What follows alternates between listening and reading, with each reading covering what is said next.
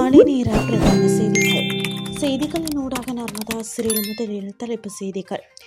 வடக்கு கிழக்கு மாகாண ஆசிரியர் பற்றாக்குறையை நிவர்த்தி செய்வதற்கு முன்னுரிமை, பிரதமர் கரணி அமரசூரிய உத்தரவு.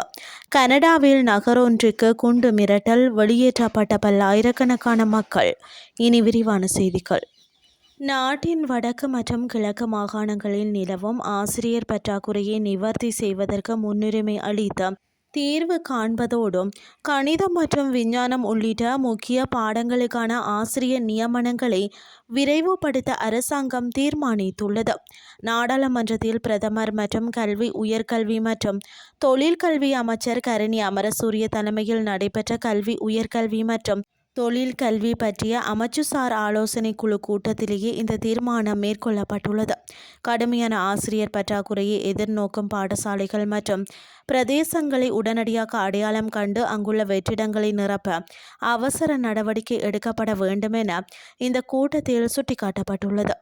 குறிப்பாக கஷ்ட பிரதேசங்களில் உள்ள பாடசாலைகளில் நிலவும் ஆசிரியர் பற்றாக்குறை கல்வியின் தரத்தை பாதிப்பதாக தெரிவிக்கப்பட்டது.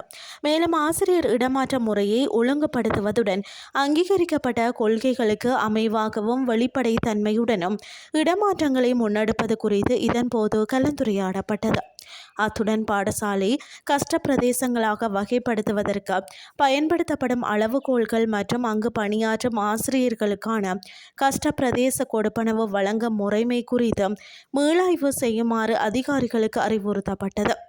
பல்கலைக்கழகங்களில் உள்ள கல்வி பணியாளர்களின் பற்றாக்குறை, தேசிய கல்வி நிறுவனத்தை பலப்படுத்துதல் மற்றும் கல்வித்துறையில் தர உறுதிப்பாட்டு வேலை திட்டங்களை மேம்படுத்துதல் ஆகிய விடயங்கள் குறித்தும் இந்த கூட்டத்தில் கவனம் செலுத்தப்பட்டது.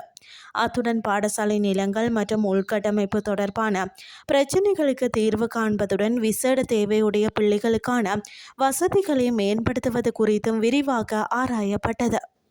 இனி வெளிநாட்டு செய்திகள். கனடாவின் காலிபாக்ஸ் நகர மைய பகுதியிலிருந்து பல்லாயிரக்கணக்கான மக்கள் வெளியேற்றப்பட்டுள்ளனர். நபர் ஒருவர் குண்டு மிரட்டல் விடுத்ததை தொடர்ந்து இந்த நடவடிக்கை எடுக்கப்பட்டுள்ளது.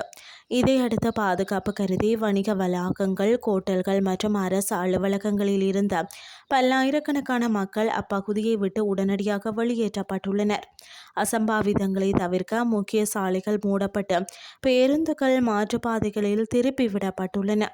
இதையடுத்து கிளேட்டன் பூங்கா பகுதியில் வைத்து அச்சுறுத்தல் விடுத்ததாக சந்தேக நபரை காவல்துறையினர் கைது செய்துள்ளனர். முறையான சோதனைக்கு பின் உடனடி அச்சுறுத்தல் எதுவும் இல்லை என உறுதி செய்யப்பட்டு அப்பகுதியில் காவல்துறையினரின் தீவிர விசாரணை தொடர்ந்து நடைபெற்று வருகின்றமை குறிப்பிடத்தக்கது.